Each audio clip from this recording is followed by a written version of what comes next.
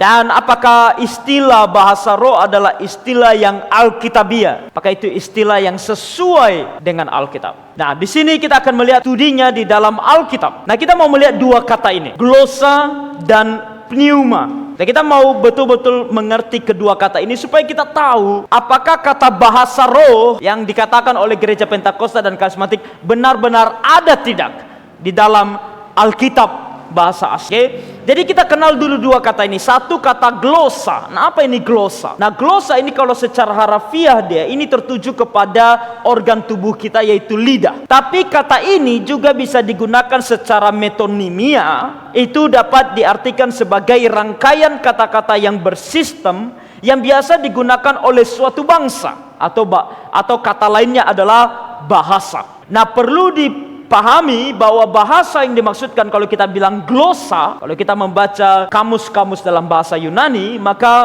kata glosa ini bukan hanya sekedar bahasa, tetapi bahasa manusiawi yang terstruktur. Kata-kata keluar dari mulut seseorang tidak bisa dikatakan bahasa kalau dia tidak terstruktur, ya kan? Kalau dia tidak dapat dimengerti, kalau dia tidak dapat dipahami. Sesuatu itu atau kata-kata yang keluar dari mulut itu baru bisa disebut sebagai bahasa kalau dia terstruktur, ya. Ada susunan kata-katanya, dapat dimengerti. Itu baru disebut sebagai sebuah bahasa. Jadi kata glosa ini selain dia tertuju kepada organ secara fisik yaitu lidah, dia juga tertuju kepada makna kiasan yang artinya adalah bahasa. Lalu yang kedua, kata yang kedua yang mau kita mengerti adalah kata pneuma. Nah, kenapa ini penting? Karena kata pneuma ini adalah bahasa Yunani untuk kata roh. Jadi kalau kita berbicara tentang roh, maka harus ada kata pneuma. Oke, jadi secara harafiah sebenarnya ini berbicara tentang angin atau nafas, namun digunakan untuk secara teologis kepada kata roh. Jadi ingat dua kata ini, glosa dan pneuma. Oke? Nah, sekarang kita akan lihat bahwa di dalam Alkitab ada 50 kali kata glosa muncul. Dalam Alkitab Perjanjian Baru dalam bahasa Yunaninya ada 50 kali kata glosa ini muncul. Namun yang perlu digarisbawahi adalah dari 50 kali kemunculan kata glosa ini, dikatakan di sini bahwa tidak ada satupun ayat yang menyandingkan glosa dengan pneuma. Nah, glosa tadi artinya adalah bahasa, ya kan? Pneuma artinya roh. Tapi dari 50 kali munculnya kata glosa, dia tidak pernah disandingkan dengan pneuma. Artinya apa? Artinya ternyata dalam 50 kali munculnya kata glosa, dia berdiri sendiri sebagai sebuah bahasa. Kata rohnya itu tidak pernah ada di dalam bahasa asli. Nah, kita bisa lihat itu kalau kita punya bahan kita kan. Di situ saya daftarkan ke 50 ayat. Ya, bersamaan dengan itu saya bagi dia dalam beberapa kategori. Nah, di sini kategori A yaitu tertuju pada organ. Ketika di dalam Alkitab dia tertuju kepada organ yaitu kata lidah. Oke, organ tubuh manusia. Markus 7 ayat 33, ayat 35, Lukas 1 ayat 64, Kisah Rasul 2 ayat 26, Roma 3 ayat 13, Yakobus 1 ayat 26, Yakobus 3 ayat 5, Yakobus 3 ayat 6. Dua kali dia tertulis di situ glosa tertuju kepada lidah. Yakobus 3 ayat 8, 1 Petrus 3 ayat 10, 1 Yohanes 3 ayat 18, Lukas 16 ayat 24 dan Wahyu 13 ayat 16 ayat 10. Ya, dalam ayat-ayat ini kata glosa itu tertuju kepada lidah, organ tubuh kita. Lalu ada juga penggunaannya untuk identitas sebuah bangsa. Dan sangat menarik, kata glosa ini menunjukkan identitas sebuah bangsa yang ada dalam dunia. Glosa ini tidak pernah digunakan untuk identitas roh-roh, tidak pernah, atau malaikat, tidak.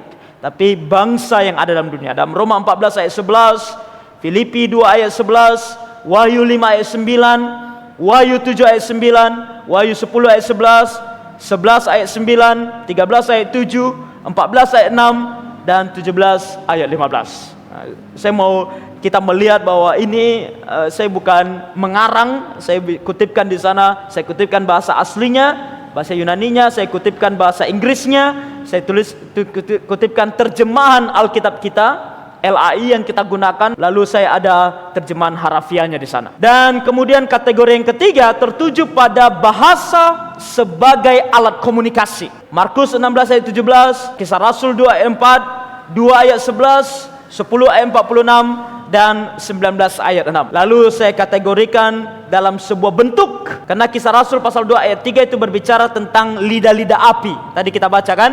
Kisah Rasul 2 ayat 3, artinya api di atas kepala mereka berbentuk lidah, itu artinya. Oke, jadi dalam sebuah bentuk dia, lidah. Lalu dalam konteks karunia dalam jemaat. Nah, ini juga yang akan kita bahas nanti dalam 1 Korintus secara khusus. 1 Korintus pasal 12 ayat 10, 12 ayat 28, 12 ayat 30, 13 ayat 1, 13 ayat 8, 14 ayat 2, 14 ayat 4, 14 ayat 5, 14 ayat 6, 14 ayat 9, 14 ayat 13, 14 ayat 14, 14 ayat 18, 14 ayat 19, 14 ayat 22, 23, 26, 27 dan ayat 39. Banyak sekali dalam 1 Korintus. 1 Korintus 12, 13 dan 14.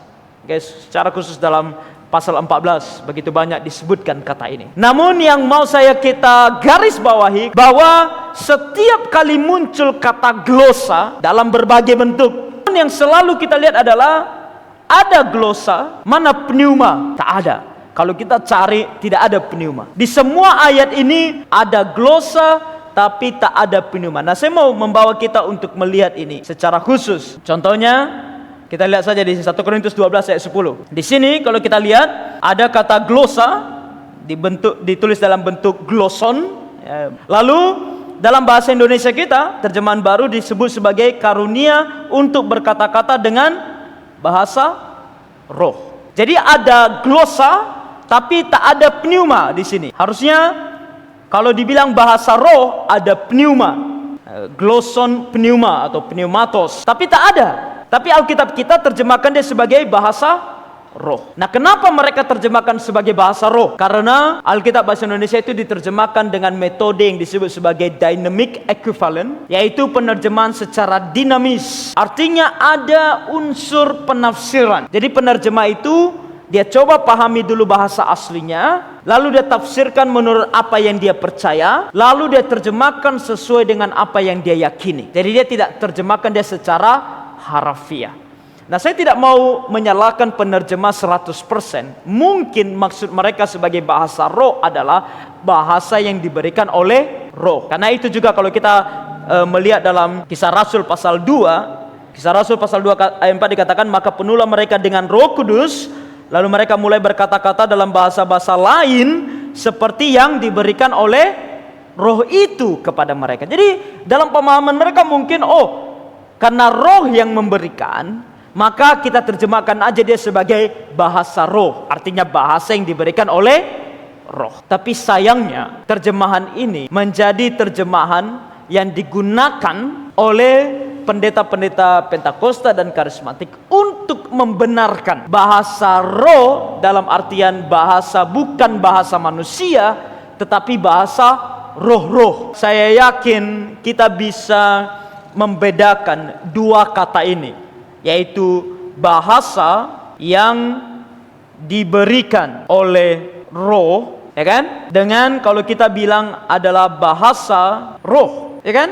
Bisa nggak bedakan artinya? Kalau dibilang bahasa yang diberikan oleh roh, berarti bisa bahasa manusia. Tapi kalau sudah dibilang bahasa roh, selalu pemahamannya adalah berarti bahasa roh-roh. Kalau manusia tidak mengerti, itu apa? Nanti kita akan lihat bahwa mereka juga katakan bahwa bahasa ini adalah bahasa kita bicara dengan Allah. Ini adalah bahasa malaikat, bahasa roh-roh, bukan bahasa yang diberikan oleh roh. Nah, di sini letak kekeliruannya. Oke, makanya saya mau membawa kita ke dalam bahasa asli untuk memberikan kepada kita penekanan bahwa dalam bahasa asli tidak ada yang disebut sebagai bahasa roh.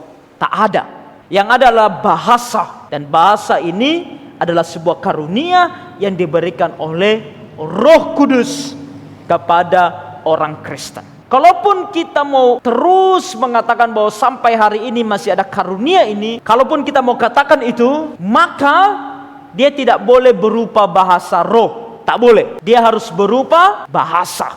Karena itu yang dikatakan oleh firman Tuhan. Itu yang dikatakan oleh yang diilhamkan oleh Tuhan. Firman yang diilhamkan oleh Tuhan. Hanya sekedar bahasa. Dan kita akan lihat ini bahasa apa. Oke? Jadi sampai di sini saya harap kita tidak bingung. Ada yang bingung apa yang saya maksudkan?